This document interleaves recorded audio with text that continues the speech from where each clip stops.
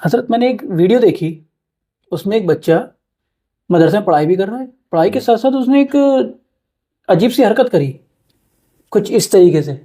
اچھا اس پہ لوگ بہت ریلے بھی بنا رہے ہیں، جی. کمنٹ کر رہے ہیں، اس پہ یہ سب کر رہے ہیں. تو اس کے لیے آپ کیا نصیحت کرنا چاہیں گے؟ ویڈیو دکھائیے، ویڈیو کون سی ہے؟ دیکھیے یہ ہے.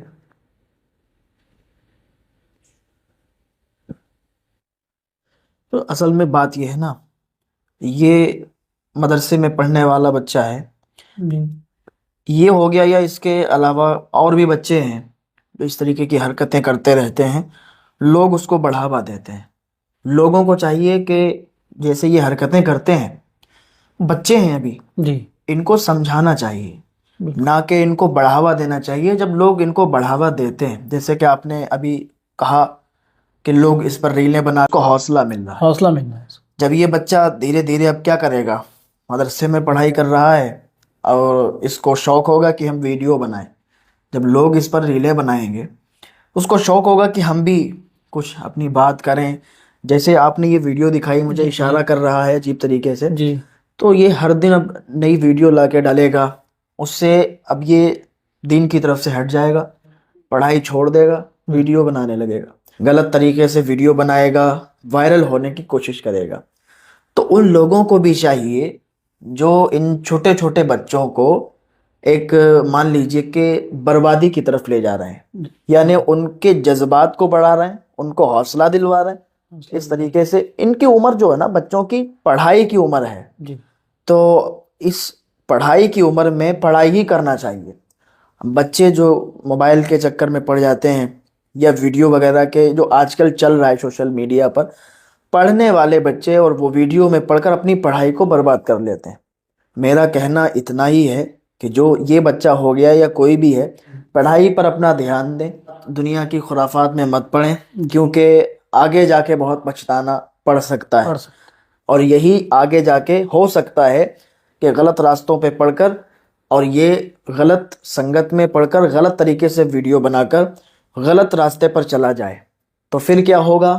جیسے مجھے ایک بات یاد آئی کہ ایک چھوٹا سا لڑکا تھا، جی اس کی سنگت غلط لوگوں میں پڑ گئی. لوگ کہتے ہیں کہ سنگت کا اثر پڑتا ہے، وہ حقیقت کہتے ہیں. حقیقت ہے. اگر آپ اچھے لوگوں میں بیٹھیں گے جی تو اچھے لوگوں کی سنگت کا اثر پڑے گا. بالکل برے لوگوں میں بیٹھیں گے تو برے لوگوں کی سنگت کا اثر پڑے گا. بالکل. ایک بچہ تھا، وہ پہلے پڑھائی کرتا تھا، اچھا تھا، لیکن اس کی جو سنگت تھی وہ غلط لوگوں کے ساتھ بیٹھنے لگا تو اس کی سنگت غلط پڑ گئی.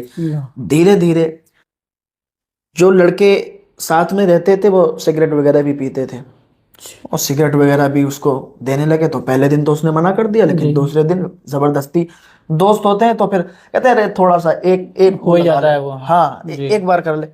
تو اس نے کہا ٹھیک ہے. ایک دو بار کے چکر میں اس کی عادت لگ گئی. اب وہ سگریٹ پینے لگا. پھر دھیرے دھیرے شراب کے نشے میں پڑ گیا. شراب کے نشے میں جیسے ہی پڑا، دھیرے دھیرے پڑا تو بگڑتا چلا گیا.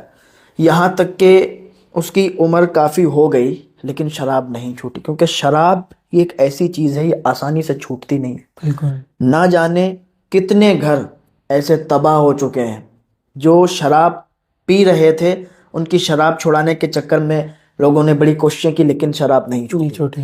تو وہ شراب پینے لگا. ایک دن کیا ہوا کہ وہ شراب کے نشے میں تھا، گھر پہ آیا.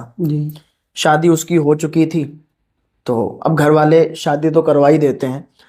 اب لڑکا اگر شرابی ہو یا جواری ہو تو گھر والوں کا جو فرض ہے وہ اپنا ادا کرتے ہیں. بالکل. تو اس کی شادی ہوئی تو لوگوں نے بتایا کہ شادی کر دو، ہو سکتا ٹھیک ہو جائے. لیکن شادی کے بعد بھی وہ ٹھیک نہیں ہوا. ایک دن شراب کے نشے میں آیا اور اس کی بیوی نے اس سے کہا کہ شراب کیوں پیتے ہو اتنا، چھوڑ دو. تم نے بیوی کو تھپڑ مار دیا. بیوی کے تھپڑ مارا. ماں نے اس سے کہا کہ بیٹا شراب مت پیو. ماں کی بات نہیں مانی، ماں کو اس نے دھکا دیا. اور جب ماں کو دھکا دیا تو ماں جو تھی جلتے ہوئے تنور پر گر گئی. جو تنور جس سے روٹی پکائی جاتی ہے، تو وہ تنور جل رہا تھا وہاں پر، اس میں گر گئی. اور ماں جب اس میں گری تو ایک دم آگ لگ گئی. آگ نے اس کو پکڑا تو وہ جل کے وہیں پر راکھ ہو گئی.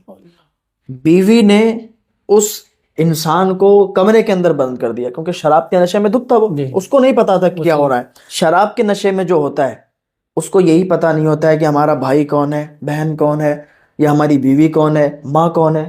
اس کو نشہ ہوتا ہے اور نشے کی حالت میں وہ کسی کو بھی گالی بھی دے دیتا ہے. بالکل میں نے بھی دیکھا ہے، آپ نے بھی دیکھا ہوگا. جی.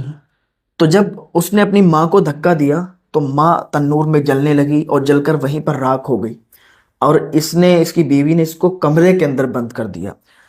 یہ کمرے کے اندر بند تھا.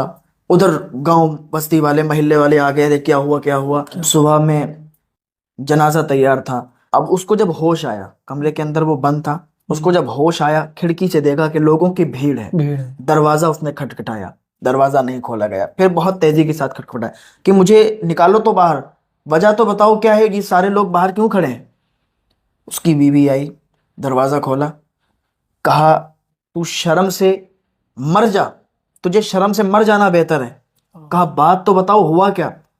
کہا تو پہلا ایسا انسان ہے جس نے اپنے ہی آپ اپنی ماں کا قتل کیا ہے. اللہ. اپنے ہی آپ اپنی ماں کو مار ڈالا ہے. اللہ. مجھے بتائیں، ایک بیٹے نے اپنی ماں کو مار دیا، کس کی وجہ سے؟ شراب کی وجہ سے، شراب کے نشے کی وجہ سے. اس نے کہا کہ میں نے مارا ہے. کہاں تیری شراب کے نشے نے تجھے اتنا دھت کر دیا تھا کہ تو بھول گیا کہ تیری ماں ہے، تو نے دھکا دیا، تنور میں گری اور جل کے راکھ ہو گئی. اب اسے اتنی تکلیف ہوئی کہ اس نے اپنے ہاتھ کو کاٹا، اور کاٹنے کے بعد اس نے سوراخ کیا اور اس پہ زنجیر ڈالی اور اس کو اپنے گلے میں ایسے لٹکایا. کہا تاکہ دنیا والے دیکھیں کہ اپنے ماں کا قاتل ہے یہ. اور اتنا زیادہ اسے پچھتاوا ہوا اس دن سے، اس نے شراب چھوڑی اور اللہ کی بارگاہ میں معافی طلب کرنے لگا کہ اے میرے پاک پروردگار عالم، مجھ سے بہت بڑی بھول ہوئی ہے.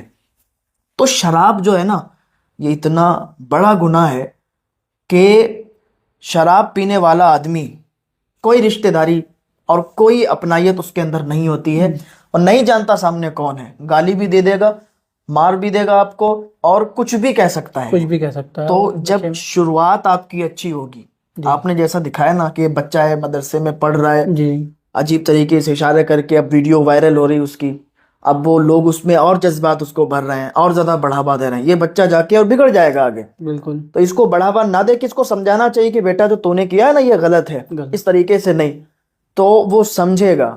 تو جب شروعاتی دور ہوتے ہیں نا تو وہ سمجھنے کے ہوتے ہیں. شروعات میں جیسا بچے کو ڈھال دو ویسا ہی وہ بن جاتا ہے. تو میری دعا ہے کہ اللہ تعالی ہم سب کو نیک عمل کی توفیق عطا فرمائے، اس بچے کو ہدایت عطا فرمائے، اور ہمارے ان لوگوں کو اللہ تعالی ہدایت عطا فرمائے تو اس طریقے کے لوگوں کو بڑھاوا دیتے ہیں.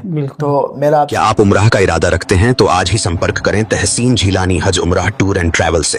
ہم آپ کو دیتے ہیں آسان، بھروسے مند اور مکمل عمرہ سروس. آج ہی سمپرک کریں اور اپنے عمرہ کو یادگار بنائیں. ٹور تو بہت ہیں لیکن بھروسے مند بہت کم، اس لیے دیر نہ کریں، جلدی سے اپنی بکنگ کروا لیں. ہمارے عطر آن لائن آرڈر کرنے کے لیے ہماری ویب سائٹ tehsinjilani.com پر وزٹ کریں.